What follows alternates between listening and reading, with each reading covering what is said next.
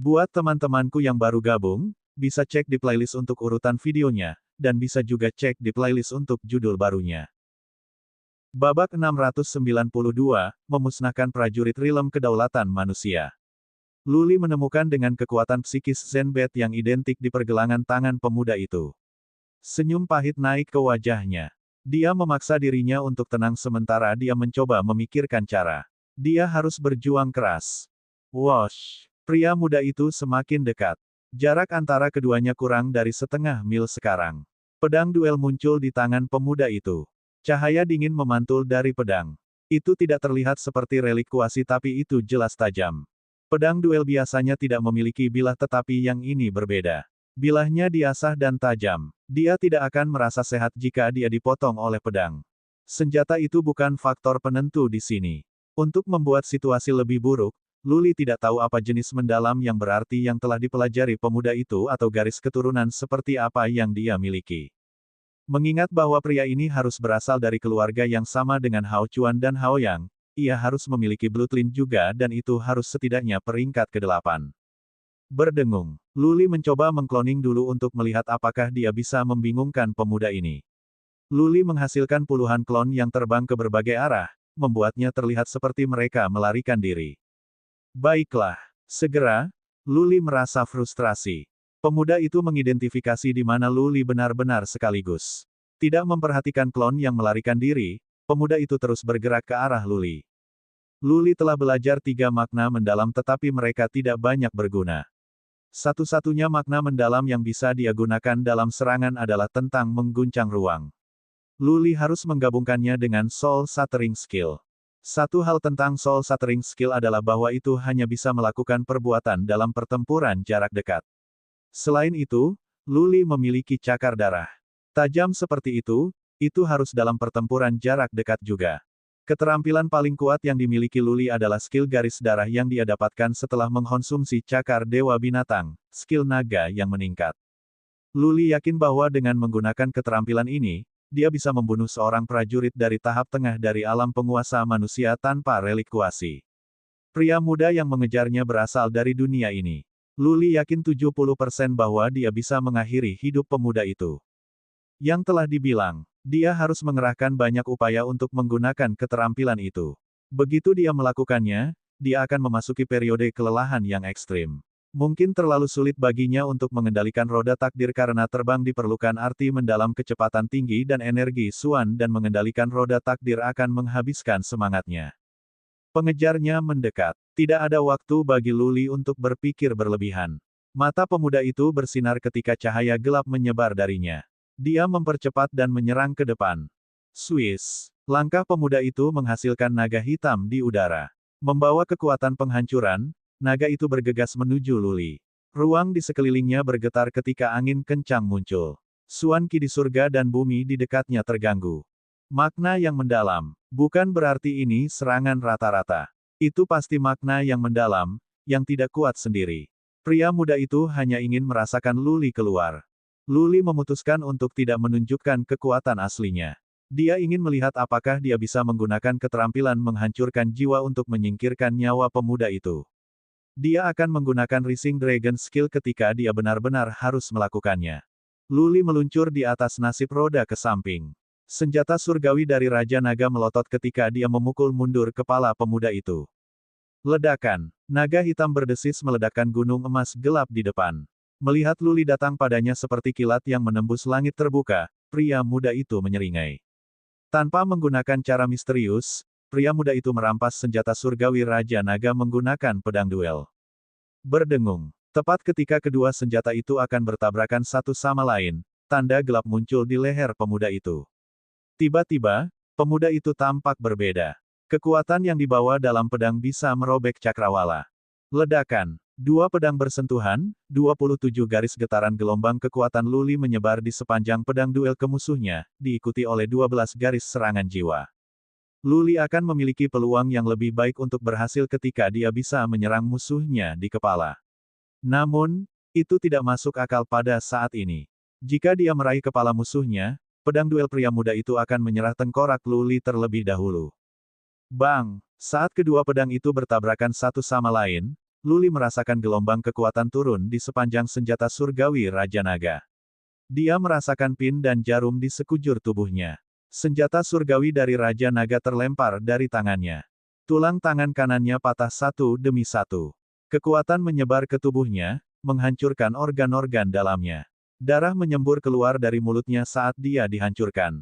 Pada saat itu, Luli merasa dia tertabrak batu meteor yang jatuh dari langit. Kekuatan itu hampir menghancurkan semua tulangnya. Itu adalah kekuatan yang kuat sehingga setidaknya 500 ton. Sementara Luli Sok, pria muda itu juga merasa terkejut. Dia juga memuntahkan darah.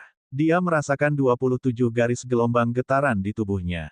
Luli tidak punya cukup waktu untuk membidik Solpon pemuda itu dan harus menargetkan organ-organ internalnya. Seseorang bisa memakai baju besi yang kuat dan bisa memiliki tubuh yang kuat tetapi pertahanan organ dalamnya akan lemah. 27 gelombang getaran Luli menghancurkan organ dalam pemuda itu. Namun, gelombang getaran serangan jiwa tersebar di tubuh pemuda itu karena Luli tidak bisa mengendalikannya mengingat dia sudah terluka. Boom! Luli menabrak gunung emas besar. Menyeka darah dari mulutnya, pria muda itu terbang dengan cepat. Dia sangat marah dan berteriak, "Pang! Aku telah meremehkanmu. Keahlianmu bagus. Bagus. Sekarang kau berhak dibunuh oleh makna mendalamanku yang paling kuat. Bersiaplah." Pedang duel pria muda itu tumbuh lebih dari 100 kaki panjang dan puluhan kaki lebar. Dia melambaikannya di udara, memanfaatkan Suan Qi dari langit dan bumi dan kemudian meretasnya di gunung tempat Luli berada. Pada saat itu, angin kencang muncul dan gemuruh bergemuruh. Dengan kekuatan dari langit dan bumi, pedang menciptakan suara yang bisa menghancurkan batu. Itu adalah langkah yang membuat orang merasa putus asa. Tidak ada baju besi atau pertahanan yang bisa bekerja di hadapan pedang ini. Apapun yang bersentuhan dengan itu akan ditumbuk. Tidak ada jalan lain. Luli menghela nafas. Pria muda itu terlalu kuat. Keterampilan pecah jiwa tidak bisa mengambil nyawanya dan serangan jiwa itu sendiri tidak akan banyak berguna. Luli harus menggunakan cara terkuat yang dia miliki. Skill naga meningkat. Kamu sekarang cukup berkualitas untuk menghadapi keterampilan terkuatku juga. Teriak Luli. Tatapan tajam keluar dari punggungnya. Setelah itu, seekor naga perak besar, taring memamerkan dan cakar bermerek, melayang ke langit diam-diam. Apa? Melihat naga perak yang melonjak, kilau ketakutan muncul di mata pemuda itu. Baginya, naga itu tidak terlihat seperti hantu. Dia merasa itu nyata. Fakta bahwa naga perak menghilang ke langit mengejutkan pria muda itu. Dia berhenti sejenak, menghentikan pedang duel di udara. Desir, desir. Satu jeda saja sudah cukup untuk merenggut nyawanya sendiri. Ratusan kaki di langit di atas kepalanya, ruang itu terbuka ketika cakar naga perak besar mengulurkan tangan, membawa ke arahnya dalam momentum yang luar biasa. Itu sangat cepat sehingga pemuda itu tidak mungkin pindah. Tidak, pria muda itu berteriak, membawa kengganan. Dia mengayunkan pedang duel dan memotongnya dengan kuat pada cakar perak di atas kepalanya. Namun, seolah-olah cakar perak itu berisi naga sungguhan. Pedang duel pria muda itu hancur berkeping-keping. Dia sendiri hancur juga. Sebuah lubang besar muncul di tanah. Menjalankan, Luli terbang keluar dari gunung emas. Dia meraih senjata surgawi Raja Naganya, menemukan cincin interspatial pria muda itu di antara tumpukan daging dan kemudian terbang ke arah acak di roda takdirnya. Dia sangat lemah setelah menggunakan skill Rising Dragon. Dia hanya akan pulih setelah beberapa hari. Oleh karena itu, dia harus pergi ke lokasi yang aman untuk bersembunyi atau dia akan hancur berkeping-keping ketika Hao Chuan dan Hao Yang menyusulnya. Bab 693, Bising. Wosh! Luli pergi secepat yang dia bisa. Dia membuka matanya lebar-lebar untuk memeriksa sekitarnya. Kali ini, dia terbang tinggi dalam garis lurus terlepas dari kenyataan bahwa beberapa prajurit mungkin bersembunyi di tanah. Luli tahu betul bahwa terbang seperti ini akan menghabiskan terlalu banyak energi dan dia akan pingsan ketika dia tidak tahan lagi. Namun, tidak ada alternatif. Tidak lama kemudian, Hao Chuan dan Hao Yang akan memperhatikan bahwa pemuda itu telah mati dan akan mulai memburu Luli.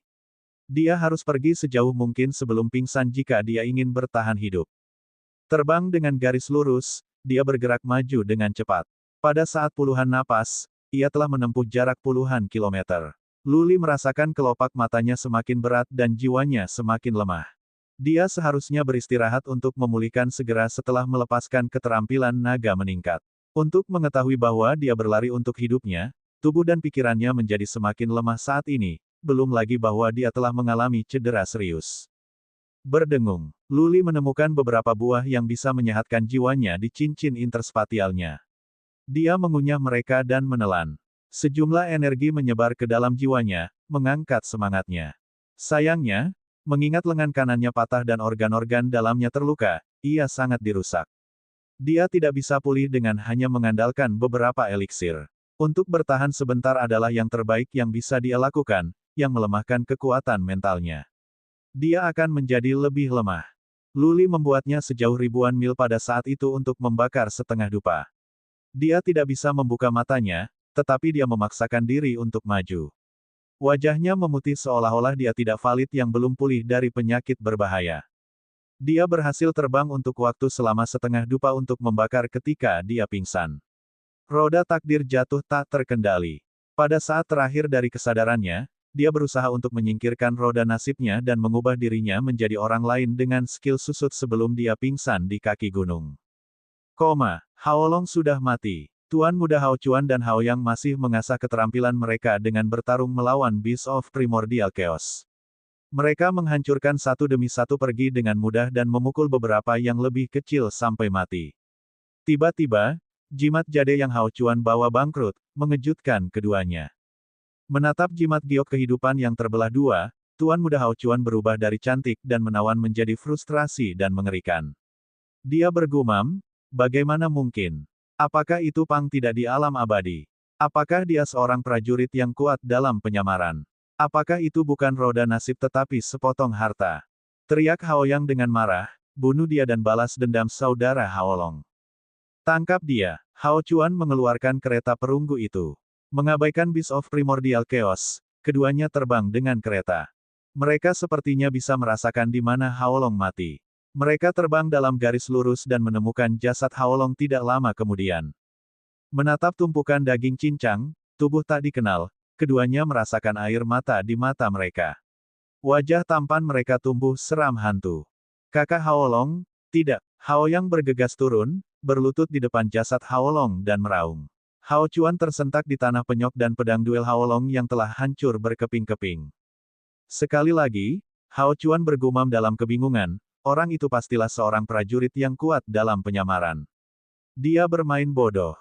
Tidak ada prajurit rilem abadi yang dapat melepaskan serangan sekuat itu, bahkan ketika dia memiliki Bloodline peringkat ke-9. Hao Yang kembali sadar, menatap ke dalam lubang, potongan-potongan pedang duel yang tersebar, Haolong yang ditumbuk, Hao Yang berkata dalam kesedihan dan amarah, Tuan Muda Hao Chuan, apakah maksudmu kita akan membiarkannya pergi? Apakah kita akan membalas saudara Haolong atau tidak? Tuan Muda Hao Chuan tidak mengatakan apa-apa sebagai balasan karena dia sedang berpikir dua kali.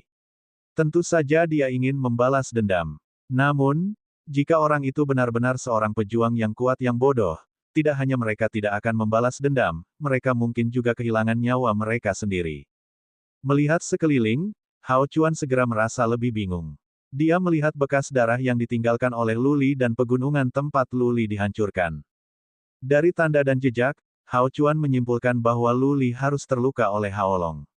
Kalau begitu, jika Luli adalah seorang prajurit yang kuat yang menyamar, mengapa dia akan terluka? Itu tidak masuk akal. Hao Yang, setelah beberapa saat, Hao Chuan memikirkannya dan bertanya, pernahkah Anda mendengar bakat seperti dia dari Central Imperial Universe? Hao Yang mulai tenang dari kemarahan awal.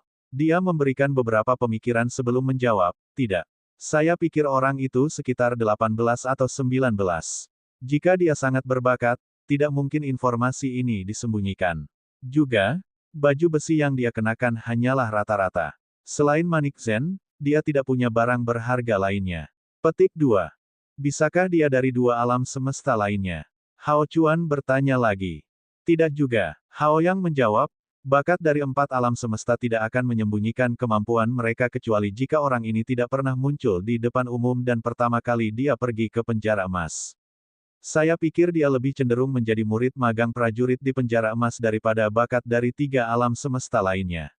Petik 2. Kalau begitu mari kita mengejarnya. Hao Chuan memutuskan dan berkata, kami akan mulai dari sini dan mencarinya selama 10 hari. Jika kami tidak dapat menemukannya dalam 10 hari, kami tidak akan pernah bisa melupakan ini dan kami akan membalas dendam Hao Long di masa depan. Baik, menempatkan sisa-sisa Hao Long, Hao Yang naik kereta. Tuan muda Hao Chuan tidak tahu persis kemana mereka harus pergi. Namun, Luli tidak mungkin berada di tempat mereka berasal. Hao Chuan menunjuk ke arah acak dan pergi. Kereta perunggu itu cepat. Itu bisa secepat seorang pejuang dari tahap selanjutnya dari alam penguasa manusia.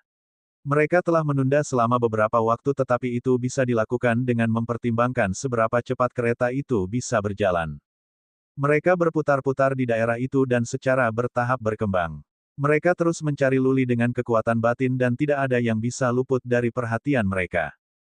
Hanya dalam 1 jam, Hao Chuan menemukan sesuatu. Sambil menunjuk ke sebuah batu di depan, dia berkata, lihat, ada setetes darah di sana. Hao Yang mengikuti petunjuknya dan menemukan setetes darah dengan kekuatan psikis. Mereka bahkan mungkin tidak dapat menemukannya dengan mata telanjang. Pergi. Keduanya merasa terhibur oleh kenyataan bahwa Luli terluka.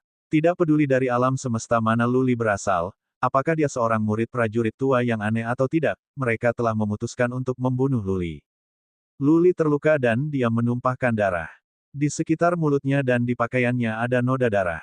Saat terbang dengan kecepatan cepat, tidak bisa dihindari bahwa beberapa noda darah akan tertinggal.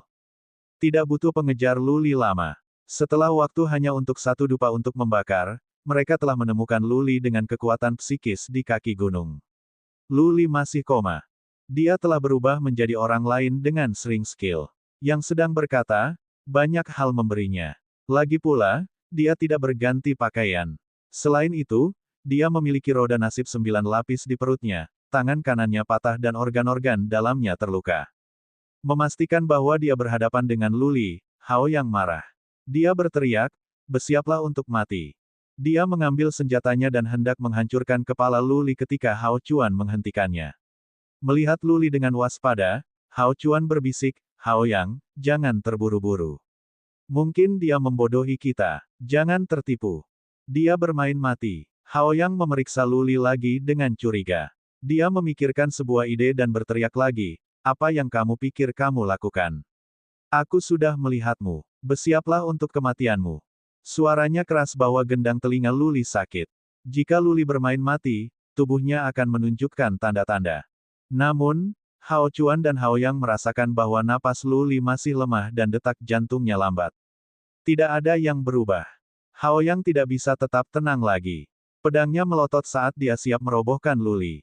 Sekali lagi, dia meraung, pergilah ke neraka. Sangat keras. Tepat pada saat itu, terdengar suara marah dari gunung tidak jauh, jika Anda ingin membunuhnya, lakukan saja. Ada apa dengan semua teriakan ini? Pergilah. Bab 694, seorang pria tua misteri. Suara itu terdengar tua tetapi nyaris tidak bisa dilihat. Mereka tahu itu berasal dari gunung tetapi tidak bisa menentukan lokasi yang tepat. Hao Yang tidak menggerakkan pedangnya ke bawah. Dia segera mengikuti suara ke gunung. Di penjara emas, prajurit muda berlimpah dan begitu pula yang lama meskipun kebanyakan prajurit tua bersembunyi di kultivasi di sini. Para prajurit tua itu tidak populer di alam semesta mereka masing-masing. Beberapa memiliki musuh dalam keluarga besar di alam semesta mereka sendiri. Karena itu, mereka datang ke sini untuk mengolah atau mencari suaka. Ini adalah sekelompok orang yang aneh. Jarang ada di antara mereka yang memiliki sifat baik. Mereka tidak sampai pada titik di mana mereka akan membunuh pada pandangan, tetapi itu tidak akan berakhir dengan baik begitu mereka tidak senang. Tuan muda Hao Chuan menggunakan kekuatan batin untuk memeriksa secara instan. Keduanya mencari di seluruh gunung tetapi gagal menemukan siapapun. Kemudian mereka mencari di daerah terdekat dan belum membuahkan hasil. Mereka bahkan tidak menemukan apapun dengan kehidupan. Hao Yang dan Hao Kuan saling memandang. Yang terakhir memikirkannya, menangkupkan tinjunya dan berkata, saya minta maaf. Saya Hao Chuan dari keluarga Hao di alam semesta bumi. Permintaan maaf saya karena telah mengganggu Anda. Dia telah membunuh anggota keluarga kami dan kami harus mengambil miliknya hidup. Petik 2. Enyah. Itu adalah satu-satunya respons yang diterima Hao Chuan.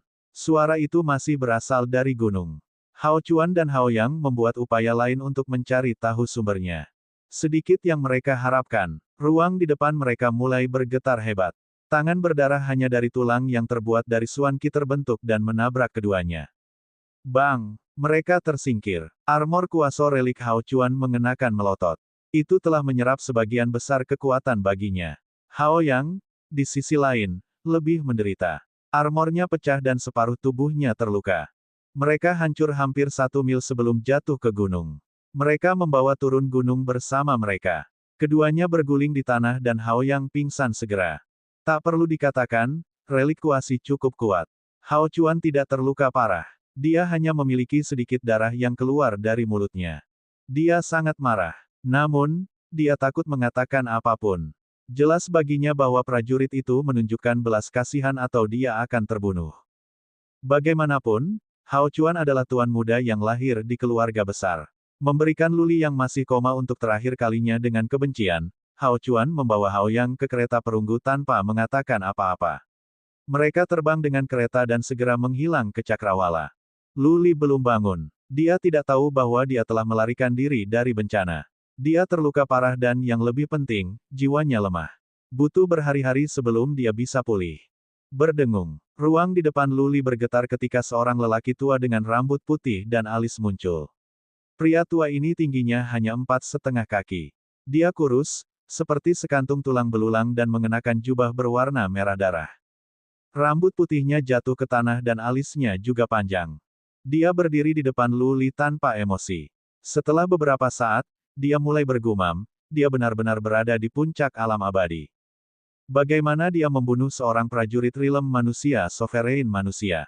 Apa itu cakar naga? Makna mendalam atau keterampilan garis keturunan? Nah, anak ini memiliki sesuatu dalam kolam jiwanya dan itu dapat mengisolasi pencarian saya. Dari keluarga mana dia berasal? Dari mana dia mendapatkan keberanian untuk datang ke penjara emas pada usia ini dan membunuh seseorang dari keluarga Hao? Petik 2.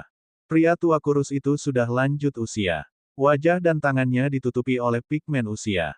Setelah beberapa saat, pria tua itu mengeluarkan token merah dan melemparkannya ke Luli sambil berkata, "Pang, kau punya nyali, seperti aku pada masa itu.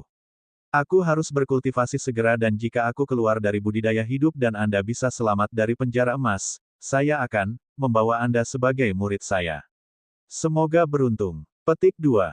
Berdengung. Pria tua pendek itu tiba-tiba menghilang ke udara. Semuanya tenang kecuali bahwa Luli masih berbaring di tanah seperti mayat. Setelah waktu yang lama, Luli secara bertahap kembali sadar. Dia masih terlihat mengerikan dan kesulitan membuka matanya. Mengambil beberapa napas dalam-dalam, Luli mulai memeriksa sekitarnya dengan kekuatan psikis sekaligus. Dia lega mendapati dirinya sendirian. Dia melihat sekeliling dengan linglung. Dia baru saja mulai berjalan di penjara emas dan itu hampir menghabiskan nyawanya. Seberapa sulit dari sekarang? Segera, dia memperhatikan sesuatu. Ada bekas pertempuran di sebuah bukit kecil di kejauhan. Dia melihat noda darah yang belum kering. Itu pasti beberapa hari yang lalu. Apa yang terjadi? Luli bingung. Darah itu berasal dari manusia, jelas. Jika seseorang berkelahi tidak jauh dari sini beberapa hari yang lalu, kenapa dia masih hidup? Apa ini? Dia akhirnya memperhatikan token yang ditinggalkan oleh pria tua kurus dengan rambut putih dan alis. Itu adalah token yang terbuat dari semacam kayu merah. Pola-pola indah diukir di token bersama dengan kata, darah, dalam huruf tebal. Token itu membawa bau darah. Hanya beberapa pandangan dan Luli bisa merasakan darahnya berguling-guling dan niat membunuh menyebar tak terkendali. Tak perlu dikatakan, token itu sama sekali tidak rata. Luli tampaknya memiliki gagasan tentang apa yang terjadi. Hao Chuan pasti menyusulnya, tetapi kemudian dikalahkan oleh seorang prajurit misterius. Darah. Luli membaca token dengan hati-hati. Dia berdiri, diperiksa dengan kekuatan psikis tetapi dia tidak merasakan kehidupan di dekatnya. Tidak ada orang di sekitar. Terima kasih telah menyelamatkan hidupku. Aku akan selamanya berhutang budi. Luli membungkuk ke arah acak setelah beberapa pemikiran. Dia adalah pria yang sangat bersyukur dan pendendam. Prajurit misterius itu mungkin telah menyelamatkannya hanya sebagai isyarat yang biasa saja, tetapi Luli merasa dia tidak boleh melupakannya. Luli tidak tinggal lebih lama lagi. Dia terbang dengan roda takdirnya dengan cepat tetapi pria tua berambut putih itu tidak keluar lagi. Luli menemukan gua terpencil untuk disembunyikan setelah terbang lebih dari 1000 mil. Lukanya harus dirawat dan dia harus mengkondisikan tubuhnya agar dia bisa kembali ke puncak sebelum dia bisa melanjutkan. Kalau tidak, jika ada bahaya, dia hanya bisa pasrah pada kepunahan. Sembuh sambil berkultivasi, Luli beristirahat di sini selama 5 hari sebelum dia benar-benar pulih. Dia memulai perjalanannya ke barat lagi. Jam terus berdetak. Jika dia tidak bisa memasuki Central Imperial Universe dan bergabung dengan keluarga Leng dalam waktu setengah tahun, racun di sumsum tulangnya akan merusak seluruh tubuhnya. Dia akan tinggal di tanah asing sebagai tumpukan tulang hitam selamanya. Kembali dalam perjalanannya, Luli menggunakan metode yang tidak dikenal lagi. Dia menerbangkan roda takdirnya dekat ke pegunungan dan akan mengubah arah begitu dia mendeteksi sesuatu yang salah. Dia selalu penuh hormat juga, jangan sampai dia marah. Beberapa prajurit berkultivasi di penjara emas. 6 atau 7 hari berlalu dengan tenang. Luli tidak tahu persis di mana dia sekarang. Dia hanya terbang ke barat, mencari tanda sesuai dengan peta sehingga dia bisa tahu lokasinya. Itu hari ke-8. Perjalanannya yang damai kembali terganggu. Namun, dia bukan musuh yang bertemu. Dia menemukan seseorang bertarung di depan. Boom, boom, boom. Dari kejauhan terdengar suara keras dan cahaya yang menyilaukan. Suan Qi di surga dan bumi sedang berkumpul di lokasi. Luli melirik sekilas dan merasa setidaknya 6 atau 7 orang sedang bertarung. Hanya satu pandangan dan Luli membuat jalan memutar ke utara tanpa ragu-ragu. Ketika orang-orang kuat berada dalam pertempuran, dia, rata-rata tidak ada orang, tidak mampu terlibat. Babak 695, gadis menakjubkan. Luli belajar banyak rahasia dari Leng Wuxin dan dia telah membentuk beberapa gagasannya sendiri meskipun beberapa dari mereka tampak aneh yang tak terbayangkan. Pertama-tama, Purgatory of Primordial Chaos adalah tempat keajaiban. Itu memiliki 10 tingkat penjara api, kayu, bumi, air, emas, es, angin, kegelapan, jiwa, dan guntur. Dia diberitahu bahwa setelah melewati level 10 dia akan bisa naik ke surga dan menjadi dewa abadi.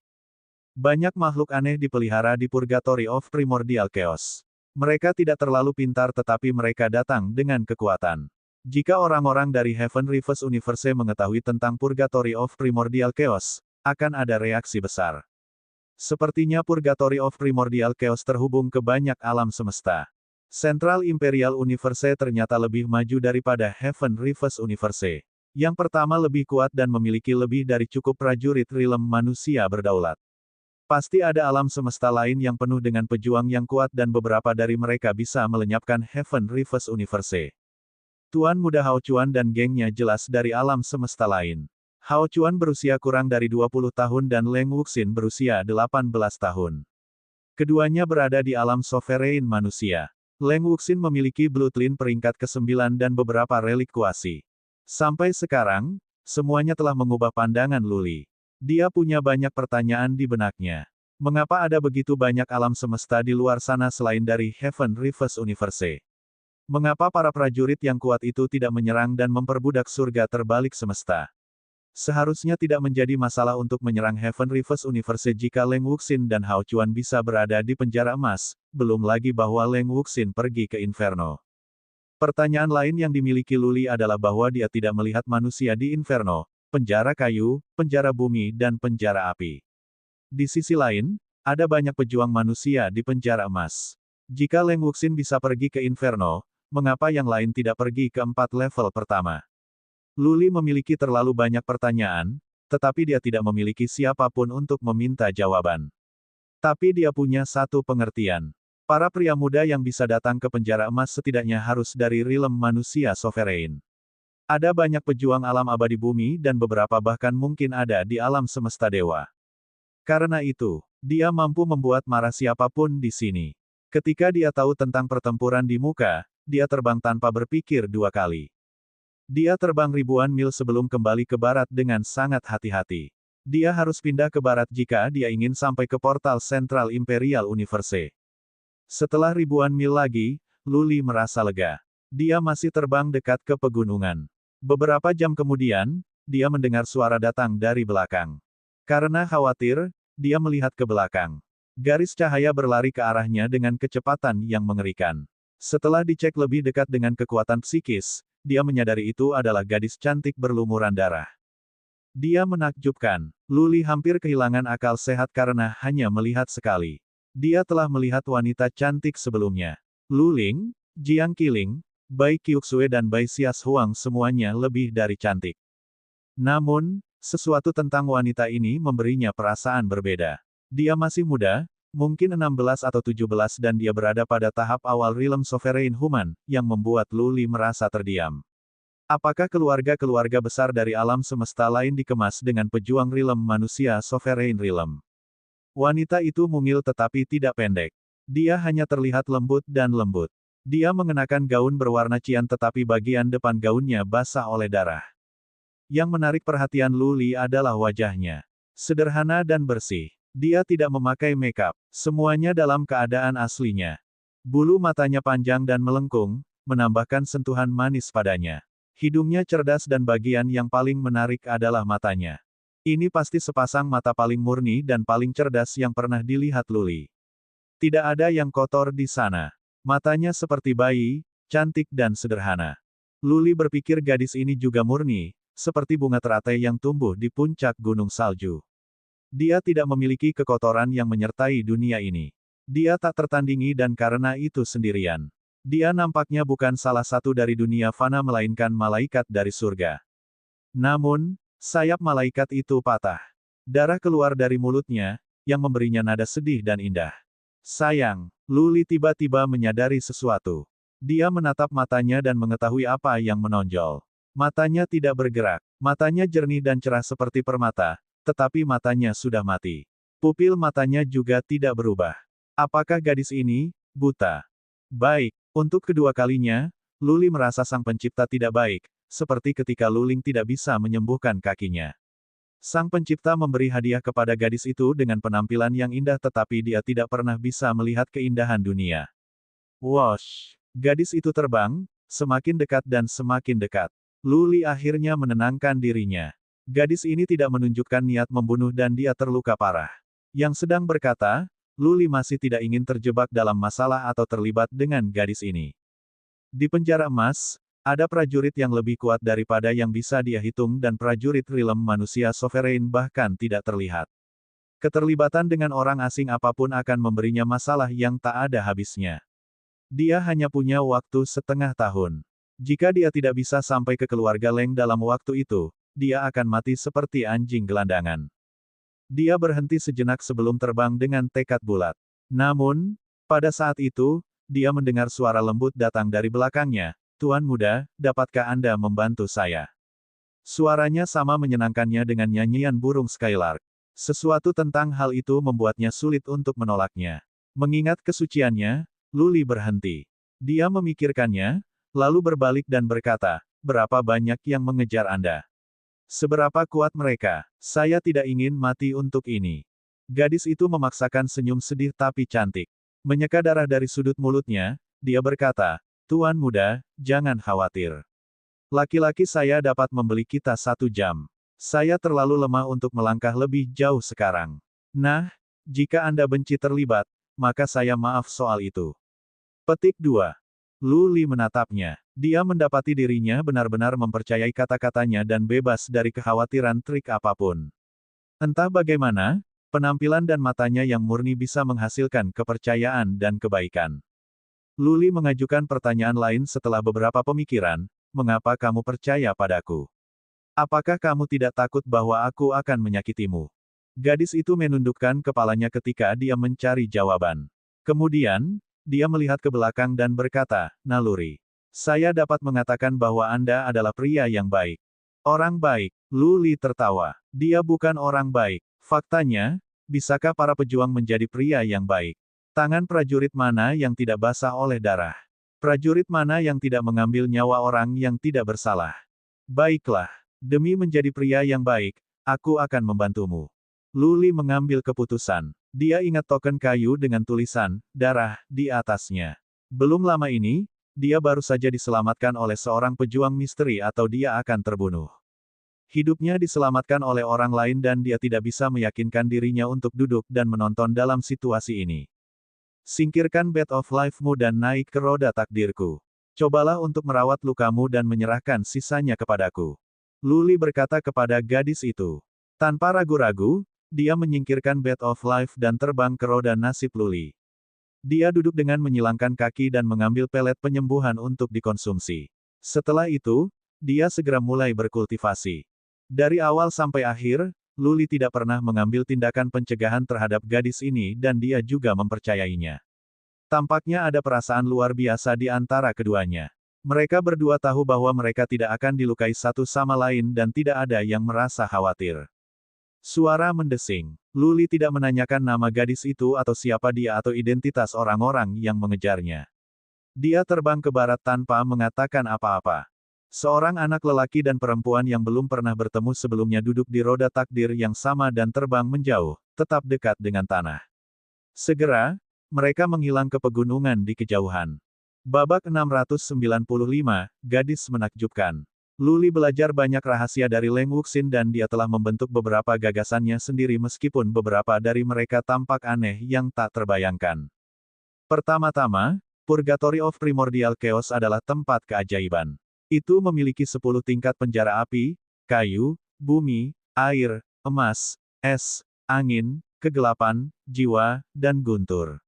Dia diberitahu bahwa setelah melewati level 10 dia akan bisa naik ke surga dan menjadi dewa abadi. Banyak makhluk aneh dipelihara di Purgatory of Primordial Chaos. Mereka tidak terlalu pintar tetapi mereka datang dengan kekuatan. Jika orang-orang dari Heaven Reverse Universe mengetahui tentang Purgatory of Primordial Chaos, akan ada reaksi besar. Sepertinya Purgatory of Primordial Chaos terhubung ke banyak alam semesta. Central Imperial Universe ternyata lebih maju daripada Heaven Reverse Universe. Yang pertama lebih kuat dan memiliki lebih dari cukup prajurit realm manusia berdaulat. Pasti ada alam semesta lain yang penuh dengan pejuang yang kuat dan beberapa dari mereka bisa melenyapkan Heaven Reverse Universe. Tuan Muda Hao Chuan dan gengnya jelas dari alam semesta lain. Hao Chuan berusia kurang dari 20 tahun dan Leng Wuxin berusia 18 tahun. Keduanya berada di alam sovereign manusia. Leng Wuxin memiliki bloodline peringkat ke-9 dan beberapa relik kuasi. Sampai sekarang, semuanya telah mengubah pandangan Luli. Dia punya banyak pertanyaan di benaknya. Mengapa ada begitu banyak alam semesta di luar sana selain dari Heaven Reverse Universe? Mengapa para prajurit yang kuat itu tidak menyerang dan memperbudak surga terbalik semesta? Seharusnya tidak menjadi masalah untuk menyerang Heaven Reverse Universe jika Leng Wuxin dan Hao Chuan bisa berada di penjara emas, belum lagi bahwa Leng Wuxin pergi ke Inferno. Pertanyaan lain yang dimiliki Luli adalah bahwa dia tidak melihat manusia di Inferno, penjara kayu, penjara bumi dan penjara api. Di sisi lain, ada banyak pejuang manusia di penjara emas. Jika Leng Wuxin bisa pergi ke Inferno, mengapa yang lain tidak pergi ke 4 level pertama? Luli memiliki terlalu banyak pertanyaan, tetapi dia tidak memiliki siapapun untuk meminta jawaban. Tapi dia punya satu pengertian. Para pria muda yang bisa datang ke penjara emas setidaknya harus dari realm manusia sovereign. Ada banyak pejuang alam abadi bumi dan beberapa bahkan mungkin ada di alam semesta dewa. Karena itu, dia mampu membuat marah siapapun di sini. Ketika dia tahu tentang pertempuran di muka, dia terbang tanpa berpikir 2 kali. Dia terbang ribuan mil sebelum kembali ke barat dengan sangat hati-hati. Dia harus pindah ke barat jika dia ingin sampai ke portal Central Imperial Universe. Setelah ribuan mil lagi, Luli merasa lega. Dia masih terbang dekat ke pegunungan. Beberapa jam kemudian, dia mendengar suara datang dari belakang. Karena khawatir, dia melihat ke belakang. Garis cahaya berlari ke arahnya dengan kecepatan yang mengerikan. Setelah dicek lebih dekat dengan kekuatan psikis, dia menyadari itu adalah gadis cantik berlumuran darah. Dia menakjubkan. Luli hampir kehilangan akal sehat karena hanya melihat sekali. Dia telah melihat wanita cantik sebelumnya. Lu Ling, Jiang Qiling, Bai Qiuxue dan Bai Xias Huang semuanya lebih dari cantik. Namun, sesuatu tentang wanita ini memberinya perasaan berbeda. Dia masih muda, mungkin 16 atau 17 dan dia berada pada tahap awal realm sovereign human, yang membuat Luli merasa terdiam. Apakah keluarga-keluarga besar dari alam semesta lain dikemas dengan pejuang realm manusia sovereign realm? Wanita itu mungil tetapi tidak pendek. Dia hanya terlihat lembut dan lembut. Dia mengenakan gaun berwarna cian tetapi bagian depan gaunnya basah oleh darah. Yang menarik perhatian Luli adalah wajahnya. Sederhana dan bersih. Dia tidak memakai makeup. Semuanya dalam keadaan aslinya. Bulu matanya panjang dan melengkung, menambahkan sentuhan manis padanya. Hidungnya cerdas dan bagian yang paling menarik adalah matanya. Ini pasti sepasang mata paling murni dan paling cerdas yang pernah dilihat Luli. Tidak ada yang kotor di sana. Matanya seperti bayi, cantik dan sederhana. Luli berpikir gadis ini juga murni, seperti bunga teratai yang tumbuh di puncak gunung salju. Dia tidak memiliki kekotoran yang menyertai dunia ini. Dia tak tertandingi dan karena itu sendirian. Dia nampaknya bukan salah satu dari dunia fana melainkan malaikat dari surga. Namun, sayap malaikat itu patah. Darah keluar dari mulutnya, yang memberinya nada sedih dan indah. Sayang, Luli tiba-tiba menyadari sesuatu. Dia menatap matanya dan mengetahui apa yang menonjol. Matanya tidak bergerak. Matanya jernih dan cerah seperti permata, tetapi matanya sudah mati. Pupil matanya juga tidak berubah. Apakah gadis ini buta? Baik, untuk kedua kalinya, Luli merasa sang pencipta tidak baik, seperti ketika Luling tidak bisa menyembuhkan kakinya. Sang pencipta memberi hadiah kepada gadis itu dengan penampilan yang indah tetapi dia tidak pernah bisa melihat keindahan dunia. Wosh! Gadis itu terbang, semakin dekat dan semakin dekat. Luli akhirnya menenangkan dirinya. Gadis ini tidak menunjukkan niat membunuh dan dia terluka parah. Yang sedang berkata, Luli masih tidak ingin terjebak dalam masalah atau terlibat dengan gadis ini. Di penjara emas, ada prajurit yang lebih kuat daripada yang bisa dia hitung dan prajurit rilem manusia sovereign bahkan tidak terlihat. Keterlibatan dengan orang asing apapun akan memberinya masalah yang tak ada habisnya. Dia hanya punya waktu setengah tahun. Jika dia tidak bisa sampai ke keluarga Leng dalam waktu itu, dia akan mati seperti anjing gelandangan. Dia berhenti sejenak sebelum terbang dengan tekad bulat. Namun, pada saat itu, dia mendengar suara lembut datang dari belakangnya. Tuan muda, dapatkah Anda membantu saya? Suaranya sama menyenangkannya dengan nyanyian burung skylark. Sesuatu tentang hal itu membuatnya sulit untuk menolaknya. Mengingat kesuciannya, Luli berhenti. Dia memikirkannya, lalu berbalik dan berkata, berapa banyak yang mengejar Anda? Seberapa kuat mereka? Saya tidak ingin mati untuk ini. Gadis itu memaksakan senyum sedih tapi cantik. Menyeka darah dari sudut mulutnya, dia berkata, Tuan muda, jangan khawatir. Laki-laki saya dapat membeli kita 1 jam. Saya terlalu lemah untuk melangkah lebih jauh sekarang. Nah, jika Anda benci terlibat, maka saya maaf soal itu. Petik 2. Luli menatapnya. Dia mendapati dirinya benar-benar mempercayai kata-katanya dan bebas dari kekhawatiran trik apapun. Entah bagaimana, penampilan dan matanya yang murni bisa menghasilkan kepercayaan dan kebaikan. Luli mengajukan pertanyaan lain setelah beberapa pemikiran, mengapa kamu percaya padaku? Apakah kamu tidak takut bahwa aku akan menyakitimu?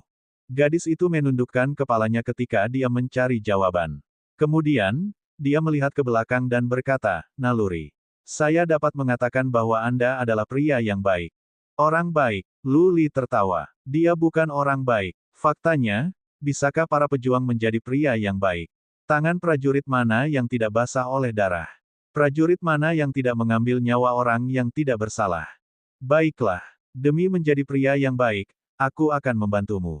Luli mengambil keputusan. Dia ingat token kayu dengan tulisan, darah, di atasnya. Belum lama ini, dia baru saja diselamatkan oleh seorang pejuang misteri atau dia akan terbunuh. Hidupnya diselamatkan oleh orang lain dan dia tidak bisa meyakinkan dirinya untuk duduk dan menonton dalam situasi ini. Singkirkan bed of life-mu dan naik ke roda takdirku. Cobalah untuk merawat lukamu dan menyerahkan sisanya kepadaku. Luli berkata kepada gadis itu. Tanpa ragu-ragu, dia menyingkirkan bed of life dan terbang ke roda nasib Luli. Dia duduk dengan menyilangkan kaki dan mengambil pelet penyembuhan untuk dikonsumsi. Setelah itu, dia segera mulai berkultivasi. Dari awal sampai akhir, Luli tidak pernah mengambil tindakan pencegahan terhadap gadis ini dan dia juga mempercayainya. Tampaknya ada perasaan luar biasa di antara keduanya. Mereka berdua tahu bahwa mereka tidak akan dilukai satu sama lain dan tidak ada yang merasa khawatir. Suara mendesing. Luli tidak menanyakan nama gadis itu atau siapa dia atau identitas orang-orang yang mengejarnya. Dia terbang ke barat tanpa mengatakan apa-apa. Seorang anak lelaki dan perempuan yang belum pernah bertemu sebelumnya duduk di roda takdir yang sama dan terbang menjauh, tetap dekat dengan tanah. Segera, mereka menghilang ke pegunungan di kejauhan. Bab 696, Si Buta. Luli telah menyelamatkan seorang gadis dari dorongan hati dan dia tidak tahu berapa banyak kesulitan yang menantinya. Dia selalu seperti ini dan tidak pernah berubah. Begitu dia memutuskan, dia akan melakukannya tanpa penyesalan. Gadis itu tidak berbohong. Luli terbang bersamanya selama 1 jam dan menempuh lebih banyak jalan daripada yang bisa diingatnya. Dia bahkan dengan sengaja mengubah arah dan mengambil jalan memutar. Selama 1 jam terakhir, tidak ada yang mengejar mereka. Setelah mengambil 2 pelet penyembuhan dan beristirahat selama 1 jam, gadis itu tampak jauh lebih baik. Dia masih duduk dengan kaki bersila dan menutup matanya, tentu saja, dia masih tidak bisa melihat apapun dengan mata terbuka. Dia harus mengandalkan kekuatan psikis. Luli juga tidak mengatakan apa-apa. Dia terbang diam-diam. Lebih dari 2 jam berlalu tetapi tidak ada pasukan pengejar. Luli merasa lega. Pasti sulit bagi pasukan pengejar untuk mengejar mereka sekarang karena mereka telah terbang untuk jarak yang begitu jauh. Berdengung. 6 jam kemudian, masih damai. Namun, ketika mereka melewati gunung, seberkas kekuatan psikis yang kuat dipindai. Luli ketakutan dan segera berhenti. Kekuatan psikis harus dari seorang pejuang dari setidaknya Earth Immortal Realm. Boneka yang sangat cantik. Suara jahat terdengar. Setelah itu, gunung emas gelap meledak terbuka ketika seorang pria tua yang sehat terbang keluar. Dia tidak menyembunyikan birahi di matanya saat dia melihat gadis di sebelah Luli. Luli gugup. Gadis itu tiba-tiba membuka matanya pada saat ini. Setelah memeriksa orang tua yang sehat dengan kekuatan batin, dia berkata, "Orang jahat." Pria tua dengan rambut putih dan kulit awet muda itu tertawa ketika berkata, "Ha, ha, ha. Sayang, kamu tahu namaku. Jika kamu tahu namaku, kamu pasti tahu apa yang kusuka. Aku Yin Qingxi." Gadis itu tampaknya tidak takut sama sekali dan melanjutkan dengan tenang, "Orang jahat. Saya pikir Anda telah mendengar nama saya." Secercah harapan menyala di hati Luli. Jelas, si jahat menyukai gadis itu dan ingin menjarahnya. Tanpa kejutan, Luli akan dibunuh secara langsung. Luli sedikit berharap bahwa gadis itu mungkin memiliki koneksi dan tidak menyiratkannya. Yin Qingxi. Orang jahat mengerutkan kening dan mengajukan pertanyaan lanjutan, yang dari Central Imperial Universe. Yin Qingxi memaksakan senyum ketika dia menjawab, apakah ada 2 Yin Qingxis dari 4 alam semesta? 2 tirai. Kasihan sekali. Sangat cantik tapi buta. Orang jahat menghela nafas. Sesuatu yang lain muncul di benaknya. Matanya berbinar lagi ketika dia bertanya, "Saya mendengar bahwa Anda adalah kelahiran ajaib yang jarang terlihat dalam puluhan ribu tahun." Yin Qingxi harus tersinggung. Sambil menggigit bibirnya, dia bertanya dengan serius, "Orang jahat, kau tahu hasil dari pelanggaranku?" Hahaha. Orang jahat tertawa terbahak-bahak. Dia menyebarkan kekuatan psikisnya ke semua sisi. Ketika dia yakin tidak ada orang di sekitarnya, dia melepaskan semua kerudung atas dan keinginannya dan melanjutkan dengan senyum jahat, "Tua keluargamu itu benar-benar sesuatu tetapi aku tidak berpikir dia bisa mengejarku jika aku pergi ke penjara kegelapan setelah saya selesai bermain dengan Anda." Petik 2. Ekspresi Yin Qingxi berubah. Matanya sama, tetapi ada sedikit ketakutan di wajahnya. Dia gemetaran. Luli menghela nafas pada dirinya sendiri. Sepertinya dia tidak bisa melarikan diri dari nasib buruk hari ini. Dia hanya bertanya-tanya apakah menyelamatkan gadis itu akan membawa masalah. Hanya berjam-jam dan sekarang masalahnya ada di sini. Gadis itu merasakan perubahan emosi Luli. Dia menggigit bibirnya dan berkata, "Dia bukan dari keluargaku. Dia hanya berjalan dan menyelamatkanku. Dia tidak tahu siapa aku. Biarkan dia pergi. Aku akan melakukan apa yang kamu katakan." Luli terkejut. Dia menatap Yin Qingxi. Seorang gadis yang lemah lembut dan lembut, yang berasal dari dunia lain, telah setuju untuk membiarkan orang tua cabul itu melanggarnya demi dirinya. Baik, orang-orang jahat memandang Luli dengan dingin dan berpura-pura baik-baik saja. "Pang, kamu beruntung. Lupakan apa yang terjadi hari ini dan kamu akan memiliki hidup yang lebih lama. Sekarang tersesat." Yin Qingxi membungkuk pada Luli dan berkata, Tuan Muda, dapatkah Anda memberitahu saya nama Anda? Jika kita bisa bertemu di kehidupan lain, saya akan menjadi pelayan Anda untuk membalas kebaikan Anda. Aku Luli. Luli menjawab dengan wajah lurus. Namun, dari lubuk hatinya yang paling dalam, kasihan dan amarah naik. Dia gadis yang sangat lembut dan cantik, tetapi dia akan menghadapi pelanggaran dan kekotoran dari seorang cabul tua. Sejak dia dilahirkan, dia tidak pernah bisa melihat dunia yang indah ini. Bagaimana bisa dia diperlakukan begitu kejam? Luli dengan cepat memikirkan jalan keluar, tidak hanya untuk menyelamatkan gadis kesayangan tetapi juga dirinya sendiri. Baru saja, ketika jahat memandang Luli, jahat tidak menyembunyikan niat membunuh di kedalaman matanya. Luli percaya bahwa yang jahat akan memburunya bahkan jika dia bisa melarikan diri. Orang jahat akan membunuhnya untuk mencegah terbukanya masalah ini. Pada saat kritis ini, otak Luli bekerja dengan cepat. Tiba-tiba, dia punya ide. Cincin bersinar ketika token berwarna merah darah dikeluarkan. Berdengung. Begitu token berwarna merah darah dikeluarkan, Yin Qingxi menggigil dan mendapat perhatian orang jahat segera. Matanya berkilau. Token Kaisar Darah. Yin Qingxi tersenyum. Itu adalah senyum manis yang terlihat di tempat lain. Dia menoleh ke si jahat dan berkata, Mesum, Tuan Muda Lu adalah murid Kaisar Darah. Jika Anda dikejar oleh Kaisar Darah, Anda tidak akan bisa keluar darinya hidup-hidup bahkan jika Anda berlari ke penjara jiwa, apalagi penjara kegelapan. Petik 2.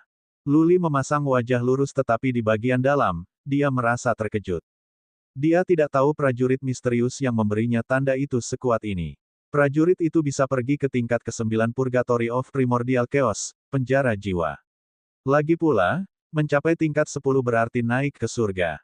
Orang jahat ragu-ragu. Tiba-tiba, dia sepertinya punya ide. Dia berkata dengan dingin sambil mendengus, Pang, jangan menipu aku. Kaisar Darah tidak pernah menerima murid magang.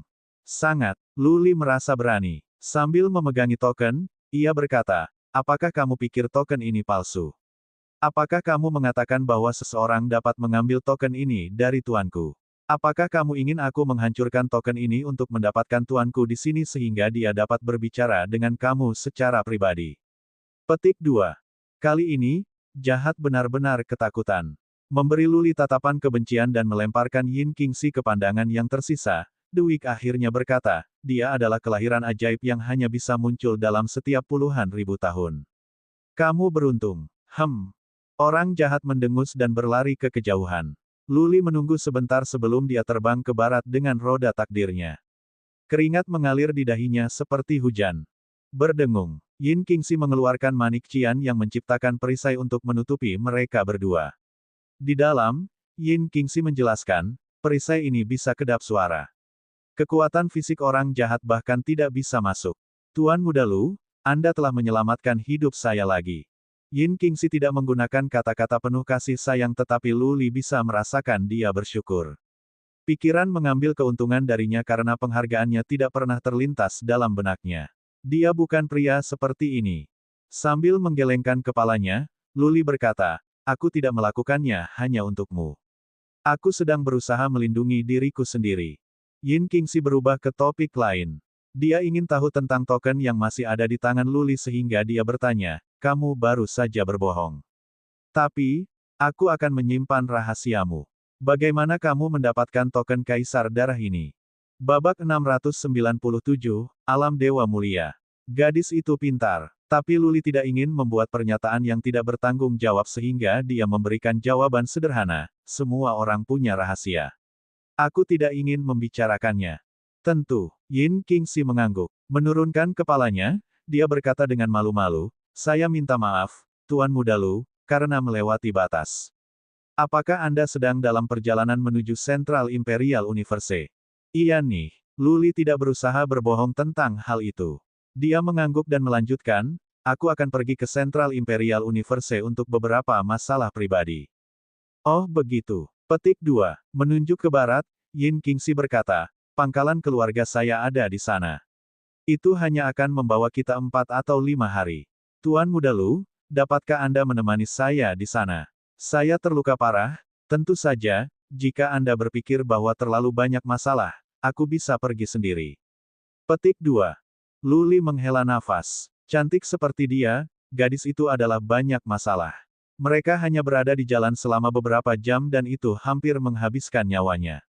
Siapa yang tahu apa lagi yang salah setelah beberapa hari? Yang telah dibilang, dia telah membuat keputusan meskipun dia hampir kehilangan nyawanya karena dia. Mereka keluar dari bahaya sekarang sehingga tidak masuk akal meninggalkannya sendirian pada saat ini.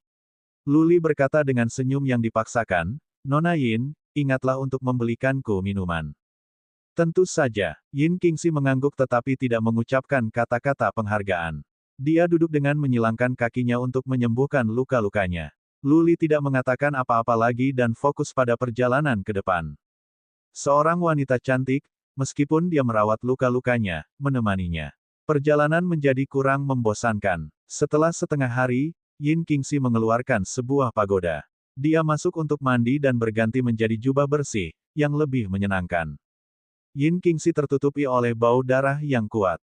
Setelah mandi, dia mengeluarkan aroma samar seorang gadis, yang menyenangkan indera.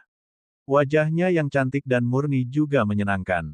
Setiap setengah hari, Yin Qingxi akan berhenti mengobati luka-lukanya dan akan mengambil beberapa buah-buahan, menyiapkan makanan dan anggur berkualitas untuk dibagikan dengan Luli. Perjalanan itu tidak lagi membosankan. Kali ini, keduanya beruntung. Mereka berada di jalan selama 3 hari tanpa bertemu manusia. Mereka hanya menemui beberapa Beast of Primordial Chaos. Luli menjadi lega. Sudah beberapa waktu tetapi tidak ada pasukan pengejar yang datang. Yin Qingxi pulih dengan cepat dan dia hampir sembuh sekarang. Dia bukan lagi beban Luli. Faktanya, dia bisa membantunya jika mereka bertemu musuh. Perjalanan itu tidak mengasyikkan, namun entah bagaimana Luli berharap itu tetap seperti ini. Apapun yang terjadi di penjara emas bisa berarti bahaya fatal baginya. Sayang sekali bahwa pemikiran angan bukanlah realitas. Mereka terbang selama setengah hari lagi ketika mereka bertemu dengan beberapa manusia. Mereka berada dalam satu kelompok, 2 laki-laki dan 1 perempuan. Semua prajurit Realm Sovereign manusia.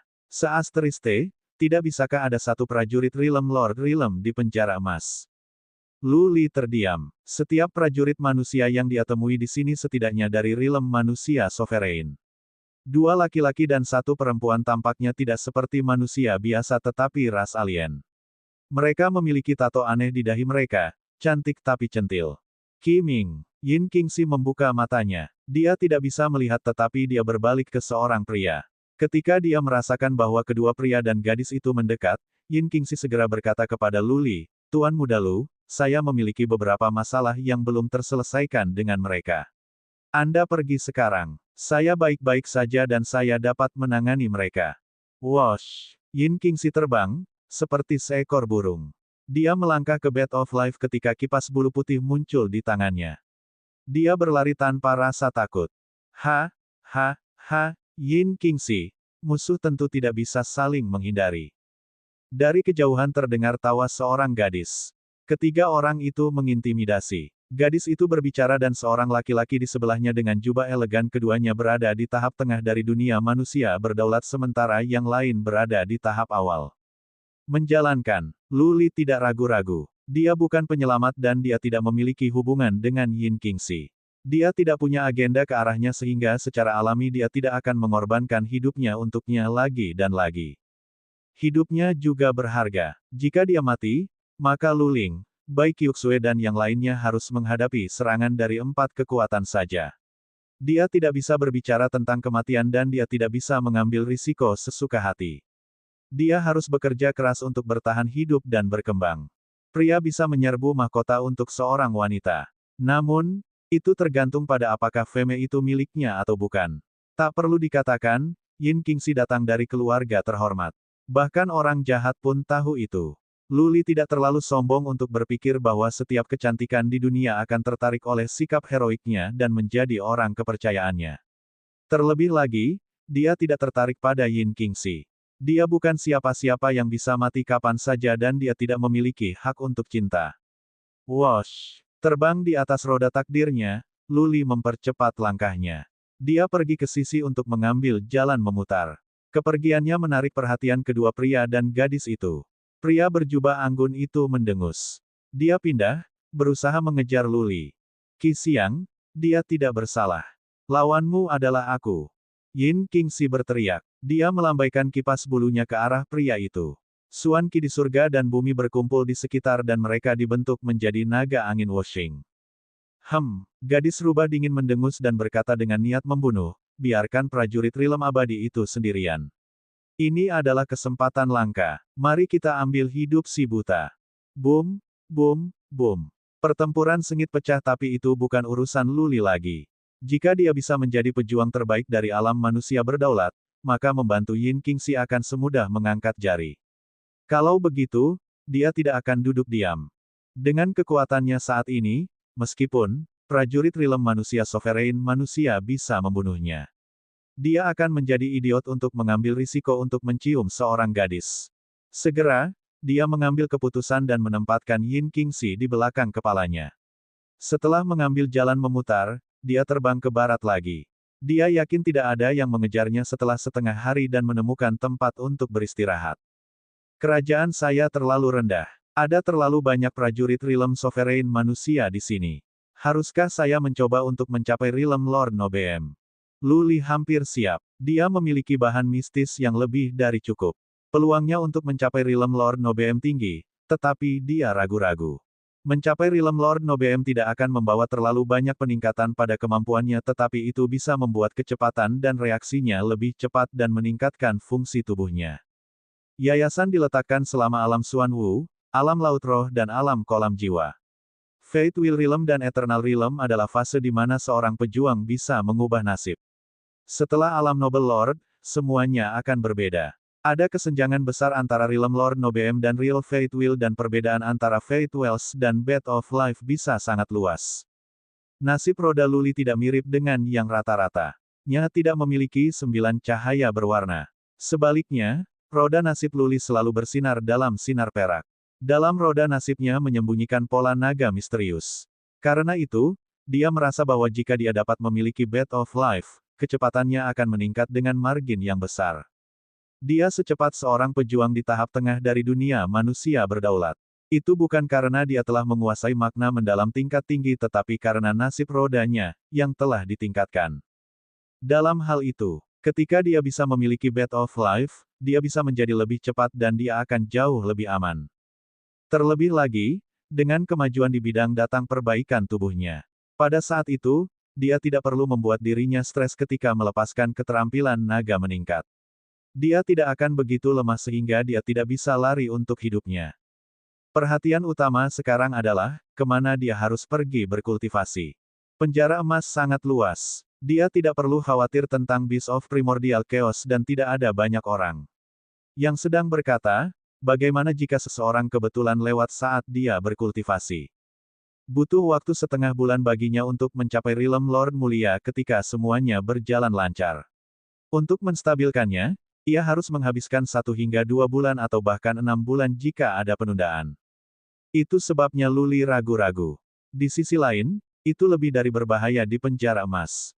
Tanpa pengembangan kemampuannya, tidak ada yang bisa menjamin bahwa dia bisa tiba di portal ke Central Imperial Universe dengan aman. Tetapi kultivasi berarti dia mungkin dibunuh.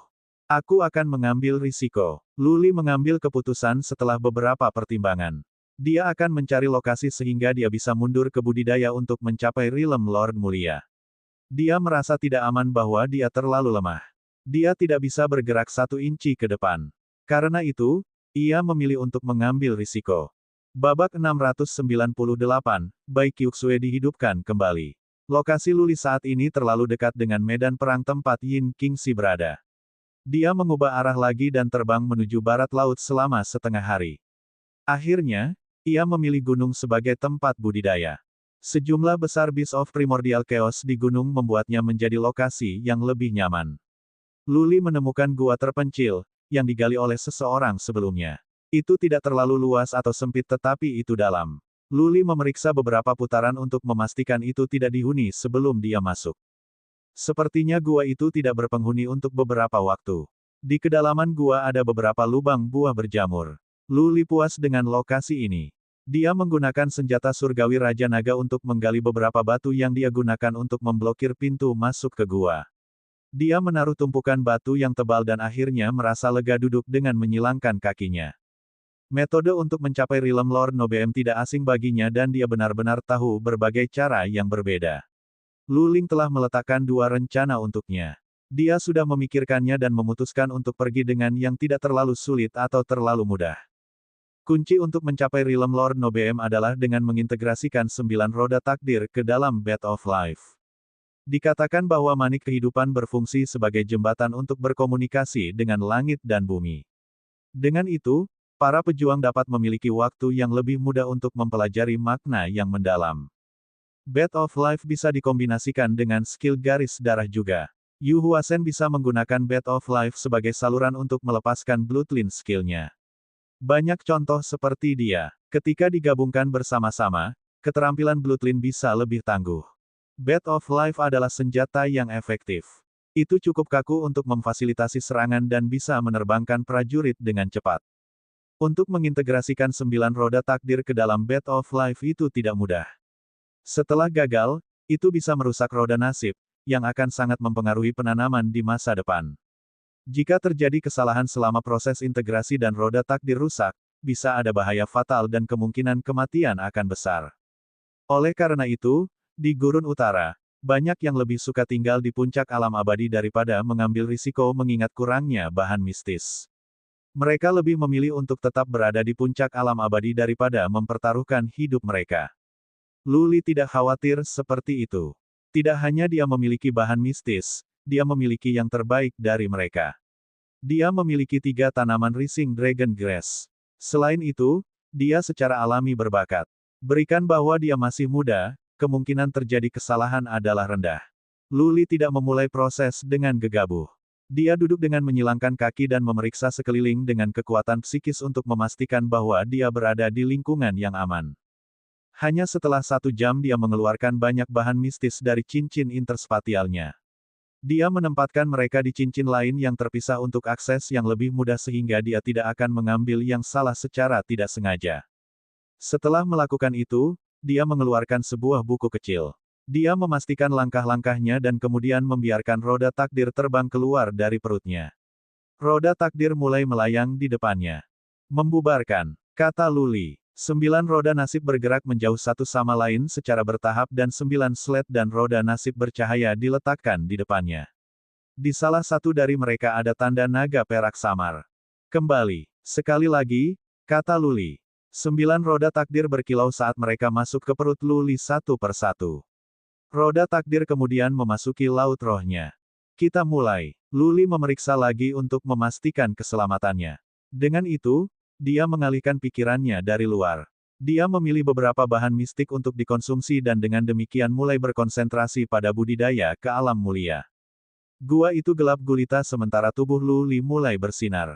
Aneh bagaimana dia berkilau dalam kegelapan. Sudah 1,5 bulan sejak hilangnya Lu Li. Lu Ling membatalkan pencarian. Tapi dia memang memerintahkan sekelompok prajurit Realm Sovereign manusia untuk memimpin tim prajurit Realm Lord Realm untuk membersihkan Beast of Primordial Chaos di Inferno. Sementara situasi di awan dataran dan dataran Serenity telah stabil, semua orang di dunia sepi gelisah. Tidak banyak yang tahu tentang fakta bahwa Lu Li hilang, tetapi mereka tahu bahwa Lu Li pergi ke Danau Api bersama Ye Cha dan Dewa Meng. Lu Ling kemudian membawa banyak prajurit Realm Sovereign manusia. Ming Yu, Lu Feixue dan yang lainnya tidak bisa menyembunyikan kepanikan di wajah mereka. Siapapun yang memiliki akal sehat dapat mengatakan bahwa ada sesuatu yang salah. Tanpa sadar, Lu Li telah menjadi pilar di antara warga sipil di Gurun Utara dan dunia yang sepi. Lu Ling memiliki terlalu banyak prajurit yang kuat dan kekuatan yang terlalu besar dalam pekerjaannya. Sementara saudara-saudara dekat, orang-orang dari Gurun Utara dan dunia yang sepi memandang Lu Li sebagai tuan mereka yang sebenarnya dan Lu Ling dan para pejuang yang kuat dari dataran awan dan dataran Serenity sebagai orang luar. Tanpa Lu Li, mereka merasa akhir dunia ada pada mereka. Keluarga Bai, keluarga Zi, keluarga Yu dan ras-ras besar di dunia yang sepi merasa khawatir. Mereka harus menyulap segala macam konsep karena Lu Ling telah membuat perintah lelucon. Karena orang pandai menakut-nakuti, mereka menjadi lebih takut. Lu Ling memiliki terlalu banyak hal di piringnya untuk khawatir tentang orang-orang di dunia sepi dan Gurun Utara. Dia memang pergi memeriksa Bai Qiuxue sejenak. Setelah mengkonfirmasi bahwa dia pulih dengan cepat, Luling memanggil Nyonya Yan dan menyuruhnya menstabilkan situasi di gurun utara. Luling mempercayai Lu Feixue dengan urusan di dunia sepi dan kemudian kembali ke dataran awan bersama Tuni. Dia telah bekerja terlalu keras untuk menaklukkan awan dataran untuk membiarkannya pergi. Luli dibawa ke suatu tempat yang dia tidak tahu dan dia bahkan tidak bisa memastikan apakah dia akan kembali atau tidak. Luling merasa bahwa beban di pundaknya semakin berat. Sebelumnya, Luli ada di sini untuk berbagi beberapa beban tetapi sekarang, dia hanya bisa mengandalkan dirinya sendiri. Dia bukan orang yang suka mengekspresikan dirinya. Dia adalah gadis yang tangguh. Dia takut dan gentar bahwa Luli telah hilang. Jika bukan karena fakta bahwa jimat giok kehidupan Luli telah utuh, dia tidak akan bisa pergi begitu lama.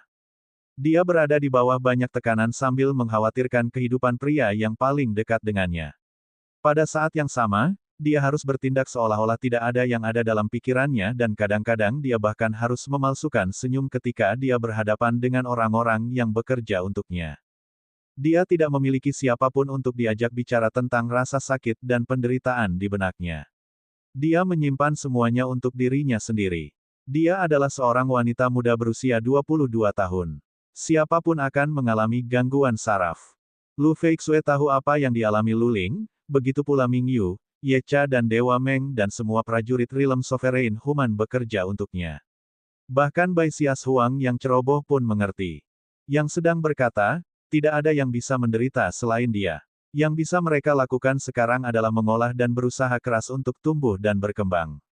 Setelah 10 tahun berlalu, keempat kekuatan akan menyerang mereka. Itu bukan lagi rahasia. Itu telah menjadi pedang yang tergantung di kepala Luling dan itu berlaku untuk yang lain juga. Brengsek, kamu brengsek. Bagaimana kamu bisa hilang begitu saja? Di mana kamu? Apakah kamu benar-benar dibawa ke alam semesta lain? Adikku akan bangun kapan saja sekarang. Apa yang harus aku katakan padanya ketika dia bangun dan tidak bisa melihatmu? Petik 2. Di puncak Gunung Salju Naga, Bai Xias Huang sedang duduk di sebuah kamar di sebuah kastil. Menatap melalui jendela di barat daya, dia terus bergumam sendiri. Dia terlalu bersemangat untuk berkultivasi selama beberapa hari terakhir. Dia terus-menerus bergumam pada dirinya sendiri. Luli, kamu harus selamat dari ini. Apa yang harus dilakukan orang-orang di gurun utara tanpa kamu? Bagaimana dunia sepi dapat melindungi dirinya sendiri? Kamu telah membuat marah keempat kekuatan dan sekarang kamu pergi. Kamu telah meninggalkan kami untuk menghadapi kemarahan dari empat kekuatan. Anda brengsek. Bai Xias Huang masih berbicara pada dirinya sendiri dan itu tercampur dengan desahan dari waktu ke waktu. Mungkin, dia akan merasa kurang mati lemas dan takut jika dia bisa berbicara hal-hal yang ada dalam pikirannya. Apa yang tidak disadarinya adalah bahwa, di ranjang putih di sebelahnya, bulu mata Bai Qiuxue bergerak. Dia tidak membuka matanya, tapi air mata jatuh dari sudut matanya. Bantal itu basah oleh air matanya. Bai Qiuxue bangun lebih awal. Namun, berita buruk yang dia dengar hampir membuatnya koma lagi. Dia terlalu lemah untuk membuka matanya, menggerakkan bibirnya untuk mengatakan sesuatu. Yang bisa dia lakukan sekarang adalah menangis. Dia akhirnya bangun setelah bertahun-tahun dibekukan.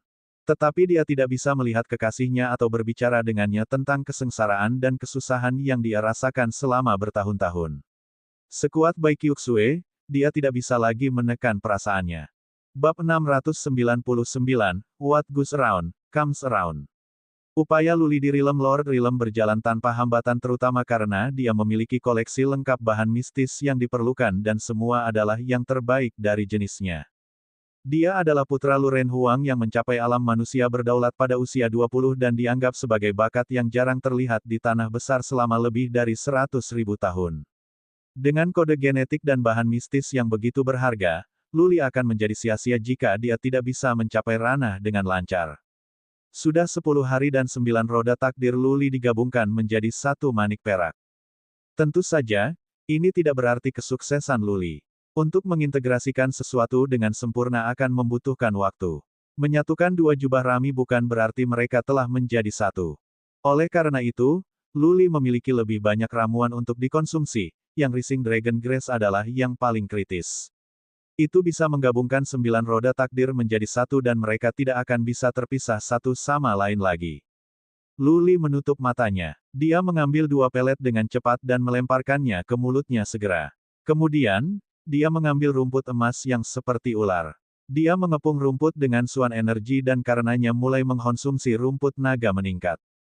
Ini adalah langkah terakhir. Ketika dia mengkonsumsi Rising Dragon Grass, dia akan menghabiskan berhari-hari untuk memperbaiki Bed of Life-nya agar lebih kompak. Pada saat itu, Luli akan berada di alam Dewa Mulia. Dia dihadapkan dengan hari-hari yang paling penting. Roda nasibnya telah terintegrasi bersama. Jika dia terganggu, dia tidak akan punya waktu untuk memisahkan dan memperbaiki roda nasibnya lagi. Pada akhirnya, roda nasibnya akan rusak. Konstitusinya akan sangat dirusak dan dia mungkin mati di tempat. Tak perlu dikatakan bahwa nasib roda penting bagi para pejuang. Sekali, Little White menggigit Fate Wells dari musuhnya. Musuh-musuhnya kemudian pingsan dan dibunuh oleh Luli tanpa usaha. Namun, Luli tidak bisa terganggu sekarang. Dia harus berdoa pada dirinya sendiri bahwa dia tidak akan ditemukan oleh musuh sekarang. Dia telah memiliki 10 hari yang damai dan 4 atau 5 hari berikutnya akan berlalu dengan cepat jika dia beruntung. Rising Dragon Grass dikonsumsi. Untaian energi emas memasuki tubuh Luli dan mereka beredar di sekitar Bed of Life yang menyerap energi sedikit demi sedikit. Luli bisa merasakannya dengan jelas. Bed of Life-nya tumbuh lebih kompak. Zat di dalam disatukan sedikit demi sedikit dan kemudian menjadi satu. Tidak masalah bisa dipecah lagi. Setengah hari berlalu, lalu 1 hari, 2 hari. Setengah dari energi dari Rising Dragon Grass diserap. Bed of Life telah menjadi lebih ketat. Luli percaya dia bisa melakukannya dalam 2 hari mengingat kemajuannya saat ini. Dia merasakan kelegaan. Dia telah membuat keputusan yang tepat untuk mengambil risiko. Penjara emas sangat luas dengan beberapa prajurit. Dia tidak akan terlalu sial untuk kebetulan bertemu seseorang selama waktu ini. Berdengung. Setelah beberapa saat, Luli tiba-tiba merasakan sentuhan kekuatan psikis. Dia menggigil pada penemuan itu. Memikirkan iblis. Yang mengejutkannya, seseorang benar-benar kebetulan lewat selama 2 hari terakhir. Dia hampir takut karena akalnya. Dia tidak bisa bergerak dengan gegabah pada saat ini atau melakukan kekerasan. Kalau tidak, Bed of Life-nya bisa runtuh, yang mungkin menghasilkan hasil yang sangat besar. Jangan pedulikan aku. Aku hanya seorang prajurit di alam abadi. Aku bahkan belum mencapai alam mulia. Aku belum punya barang berharga. Jangan pedulikan aku. Luli berdoa dan dia menahan napas. Namun, apa yang terjadi selanjutnya membuatnya takut. Kekuatan psikis itu ditarik kembali dan kemudian kembali lagi. Menambah itu, Luli mendengar suara mengejek. Ya, ada prajurit Rilem abadi di penjara emas. Lihatlah dia mencoba mencapai alam Dewa Mulia. Betapa menariknya itu. Ini suara laki-laki dan dia masih muda. Luli bisa tahu dari kekuatan psikis bahwa pria itu berada di alam sovereign manusia. Tidak pernah sekalipun Luli melihat pejuang Rilem Lord Rilem di penjara emas. Prajurit muda manapun yang datang ke sini untuk berlatih setidaknya haruslah kerajaan sovereign manusia. Wosh! Dari luar terdengar suara berisik. Luli tidak bisa duduk diam lagi. Dia menggunakan kekuatan psikisnya juga. Dia merasakan seorang prajurit pria dengan baju besi ungu dengan pedang di tangannya dan dia berlari menuruni terowongan. Aku dikutuk. Wilayah Luli rendah. Fakta bahwa dia berada di penjara emas aneh dalam dirinya sendiri. Tidak mengherankan bahwa seseorang akan merasa penasaran. Semua yang ada di penjara emas tidak boleh dari kategori baik. Sekarang pria ini ingin tahu tentang Luli, dia mungkin membunuh Luli dan melihat apakah ada barang berharga di lingkaran antar ruang Luli. Aku harus menggunakan token of Blood Emperor lagi. Luli menghela nafas pada dirinya sendiri. Jika dia tidak bisa mengintimidasi pria dengan token Kaisar Darah, dia tidak akan bisa lolos dari kematian. Dia bisa membunuh orang itu dengan Rising Dragon Skill tetapi Bed of Life-nya akan runtuh, yang pasti akan berakibat fatal baginya. Ledakan. Lorong tersumbat dibersihkan oleh pria itu dalam satu gerakan. Kotoran diaduk dan beberapa puing terbang menuju Luli. Seorang pria muda berjubah ungu berjalan masuk. Dia memeriksa Luli dari atas ke bawah dengan rasa ingin tahu. Dia bertanya dalam bahasa kuno dengan senyum di wajahnya, kamu berasal dari alam semesta mana? Dari mana kamu masuk ke penjara emas mengingat seberapa rendah wilayahmu? Apa yang memberimu keberanian untuk mencoba mencapai alam Dewa Mulia di sini? Petik 2. Luli tidak bisa bicara karena dia masih berkonsentrasi mengendalikan energi dari Rising Dragon Grass atau energinya mungkin hilang. Dia tetap duduk dengan kaki bersilang tanpa emosi. Tapi cincin itu bersinar ketika token kayu merah dikeluarkan. Token kayu itu sangat berharga. Itu membawa niat pembunuhan yang terlalu kuat. BLOOD, yang ditulis dengan bersemangat dan penuh semangat sangat mengagumkan. Jika pemuda itu memiliki pengetahuan tentang ini, dia akan berperilaku sendiri. Apa? Namun, pemuda itu tampak bingung. Sambil melemparkan beberapa pandangan ke token kayu, pemuda itu melanjutkan dengan suara dingin, "Pang, aku bertanya padamu. Siapa yang ingin kamu ancam dengan piring itu?" Ups, Luli berseru pada dirinya sendiri. Pria muda ini tidak tahu milik siapa token ini. Luli tidak punya pilihan lain selain mengatakan, "Ini adalah token Kaisar Darah. Aku muridnya." Kaisar Darah. Sekali lagi, pria muda itu dalam kebingungan, yang hampir membuat Luli kehilangan akal. Apakah pemuda itu tidak pernah mendengar tentang Kaisar Darah? Namanya familiar. Pemuda lapis baja ungu itu sedang berpikir keras. Setelah beberapa saat, dia bertanya dengan cahaya di matanya, "Blood Emperor adalah seorang prajurit senior, bukan? Karena kamu adalah muridnya, kamu pasti memiliki banyak barang berharga bersamamu." Aku minta maaf, Pang, salahkan keberuntunganmu sendiri. Petik 2. Berani sekali kamu. Luli tidak bisa berbicara banyak, tetapi tidak ada alternatif lain yang tersedia. Dia berteriak, "Tuanku ada di dekat sini. Aku akan menghancurkan token dan tuanku akan segera berada di sini. Pada saat itu, kau pasti akan kehilangan nyawamu." Sekarang tersesat. Pria muda itu haruslah seorang hotet atau tubuh keren dengan kepala orang tolol. Tidak hanya dia tidak pergi setelah mendengar ancaman Luli, dia mengayunkan pedangnya yang bersinar dan berteriak, "Pang, kau terlalu hijau untuk mengintimidasi aku seperti itu." "Apa-apaan itu, Kaisar Darah? Kupikir dia tidak berani membunuh saya bahkan jika dia ada di sini. Sekarang hadapi kematianmu sendiri." Petik 2. Pedang menyapu kepala Luli. Angin yang bermunculan membuat wajah Luli terluka. Ini adalah saat terakhir. Luli berada di jalan buntu. Jika dia harus mati, dia akan menyeret orang ini bersamanya. Dia telah mengambil keputusan. Ketika dia akan melepaskan keterampilan naga meningkat, dia mendengar suara yang menyenangkan datang dari luar. "Kaisar Darah mungkin tidak penting tapi, Leng Wuxue, jika kau membunuhnya dan keluarga Leng tahu tentang itu, mereka akan memotong milikmu dan milikmu kepala ayah sebagai permintaan maaf kalau darah Kaisar menghancurkan keluarga Leng dalam kemarahan." Petik 2. Siapa di sana? Pedang itu hanya 6,5 inci dari kepala Luli. Pria muda itu berhenti di suara itu dan menggunakan kekuatan psikis untuk memeriksa. Luli mengambil napas dalam-dalam dan merasakan kelegaan. Apa yang terjadi maka terjadilah. Perbuatan baiknya dihargai. Yin Qingxi datang pada saat kritis ini. Bab 700, Jalan yang Luas Sampai. "Kamu siapa?" Pria muda lapis baja ungu bernama Leng Wuxue memeriksa Yin Qingxi dari atas ke bawah dalam kebingungan. Gadis itu tidak terbiasa dengannya. Dia belum pernah melihatnya sebelumnya, tetapi dia tahu namanya dan jelas tentang status dan identitasnya. Dia lebih terkesan dengan betapa cantiknya dia. Tapi apakah dia buta? Bagaimana mungkin dia belum pernah mendengar tentang seorang wanita muda seumuran di dunia setinggi ini? Tidak mengherankan bahwa dia akan menganggapnya aneh. "Kamu tidak punya hak untuk tahu siapa aku." Yin Qingxi berjalan mendekat. Dia tampak santai, sama sekali tidak takut pada Leng Wuxue. Dia tidak bisa melihat dengan matanya tetapi dia bisa menggunakan kekuatan psikis, itulah sebabnya dia bisa berjalan bebas. Bukan saja dia tidak memiliki kesulitan dalam berjalan-jalan, ukurannya juga ringan dan postur tubuhnya anggun dan menarik. Sambil berjalan, dia melanjutkan, "Kembalilah untuk bertanya pada Leng Wuxiang dan Leng Wuxin dan kamu akan mengerti siapa aku.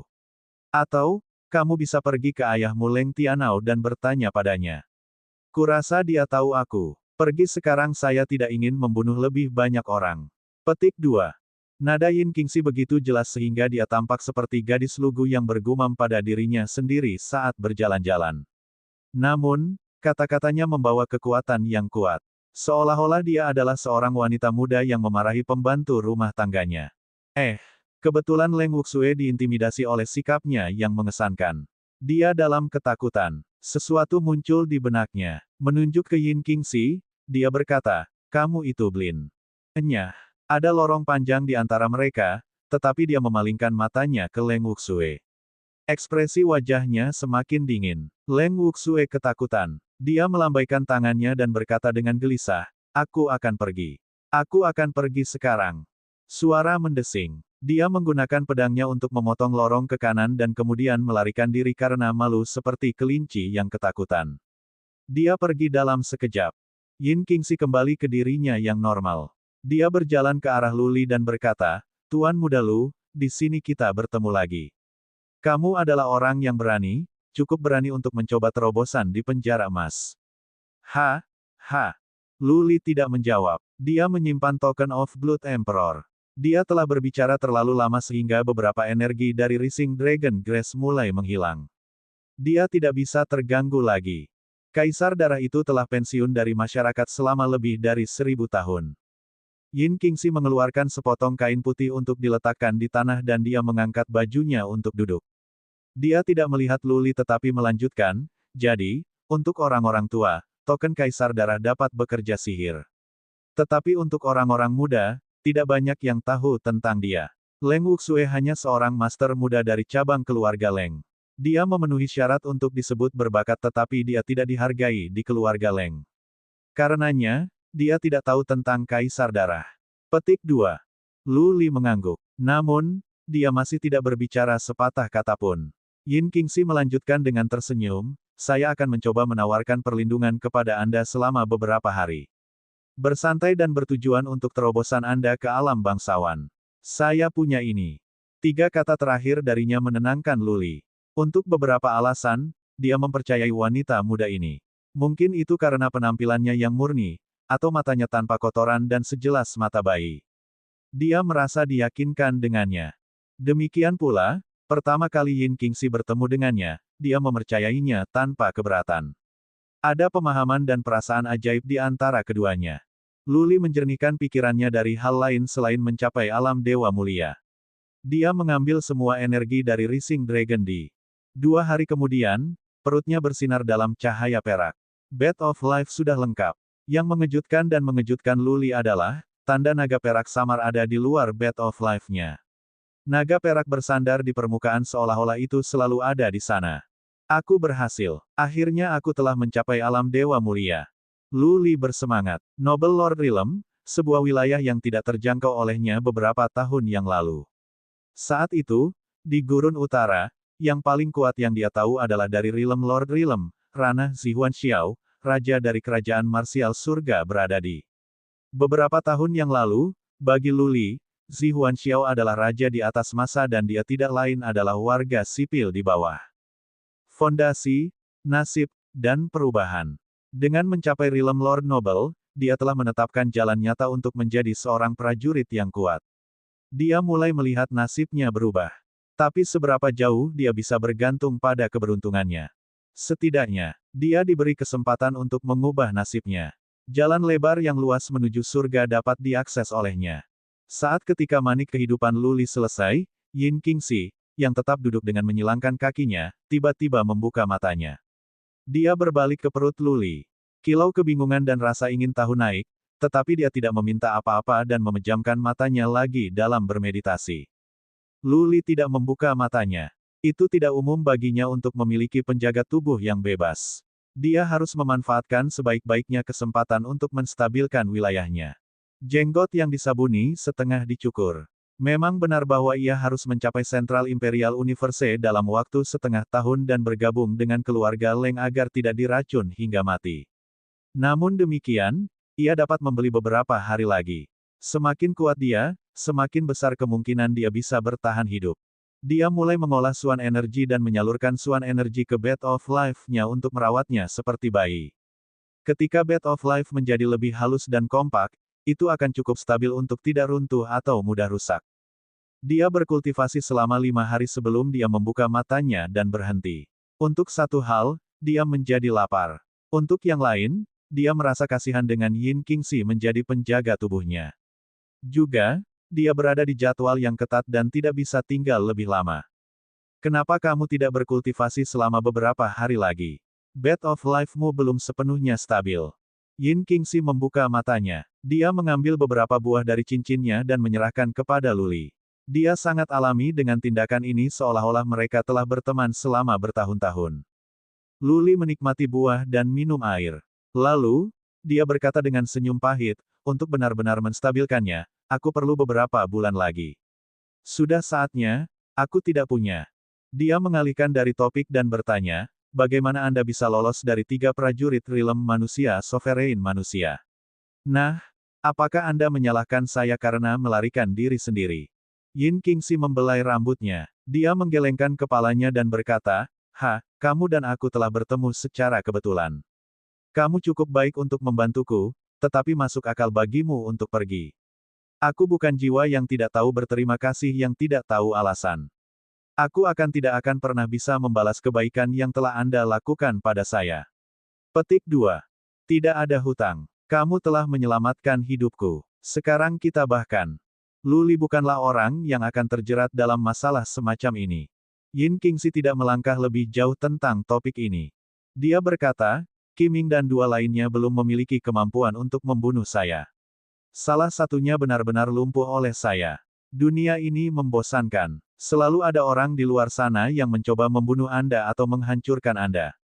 Kamu mungkin tidak mengacau dengan orang lain. Meskipun demikian, akan ada orang lain yang mencoba membunuhmu sehingga kamu tidak akan menjadi ancaman bagi mereka di jalan. Tuan Muda Lu, mengapa kamu berpikir begitu? Petik 2. Lu Li terkejut. Yin Qingxi sangat kuat di luar imajinasinya. Dia dihadapkan dengan 3 musuh pada dirinya sendiri dan 2 dari mereka berada di tahap tengah dari dunia manusia berdaulat.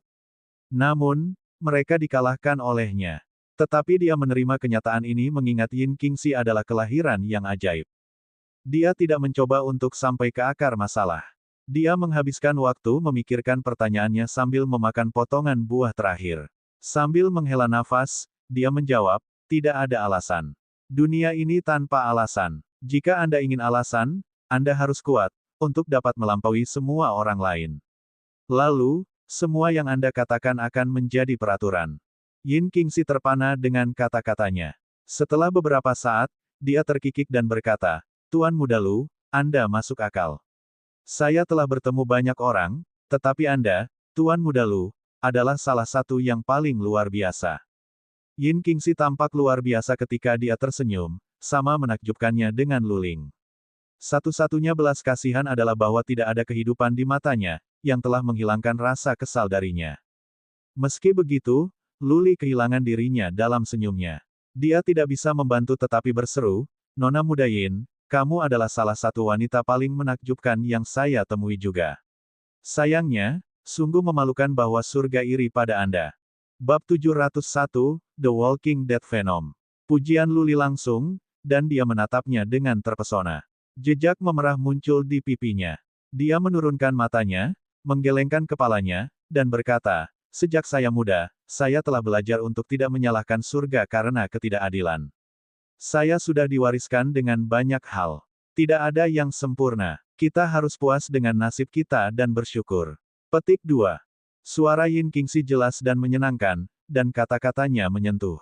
Luli mengangguk dan berkata, apa yang kamu katakan masuk akal. Senang mengobrol denganmu. Tapi, aku tidak punya banyak waktu. Aku harus pergi ke Central Imperial Universe. Yin Qingxi mengangkat kepalanya dan bertanya, apakah Anda butuh bantuan? Keluarga saya ada di Central Imperial Universe. Saya pikir saya bisa membantu Anda.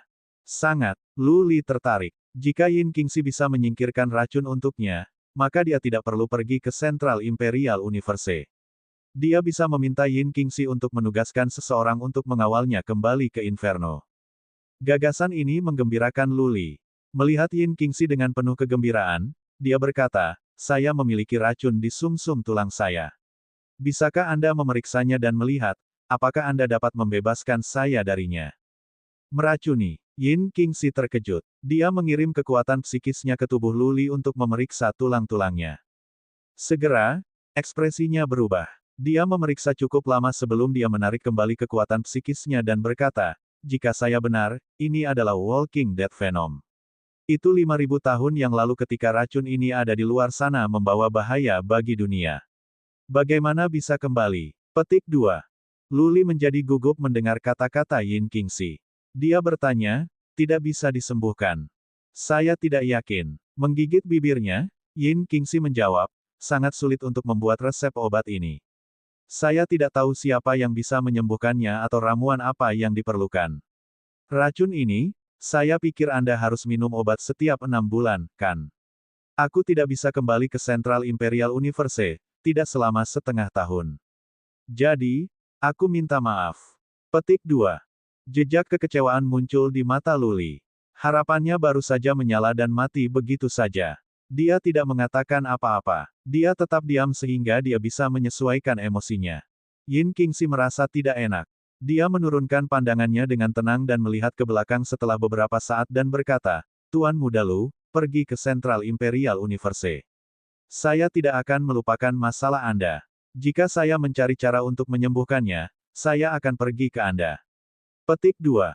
Luli mengangguk tetapi tidak mengatakan apa-apa tentang penghargaan. Keduanya telah menyelamatkan satu sama lain, dan kata-kata syukur tidak banyak berarti bagi mereka. Berdiri, Luli berkata, jika demikian, saya pikir ini selamat tinggal. Hati-hati, Nona Muda Yin.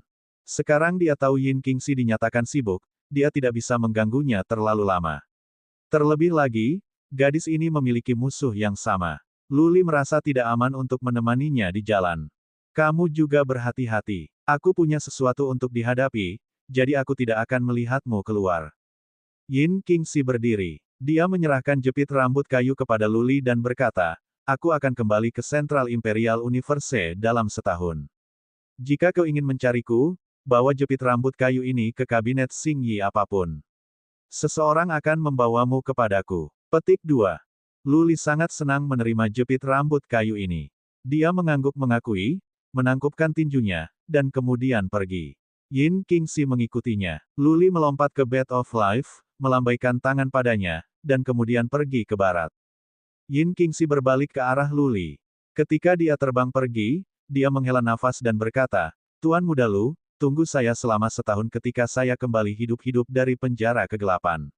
Saya akan menemukan cara untuk membebaskan Anda dari racun itu. Wosh! Sebuah manik kehidupan muncul di bawah kakinya. Dia melompat dan segera menghilang ke timur. Kecepatan penuh. Luli memastikan tidak ada orang di dekatnya. Bed of Life mulai berputar dengan cepat. Dia telah merilis speed makna-makna untuk mempercepat hingga maksimal. Dia tidak sabar untuk mencari tahu berapa banyak kemajuan yang bisa dia lakukan setelah mencapai Realm Lord Noble. Kecepatan adalah salah satu kualitas yang paling dia hargai. Wosh! Namun, ketika dia mempercepat, dia menabrak gunung segera. Gunung itu runtuh. Dia terbang kembali, tetapi hendak terbang ke gunung besar lain. Berhenti. Luli mengendalikan Bed of Life untuk berhenti. Dia diambil alih oleh ekstasi, dan matanya bersinar. Kecepatannya sangat cepat sehingga dia bahkan tidak punya waktu untuk terbiasa. Dia setidaknya lebih cepat dari sebelumnya.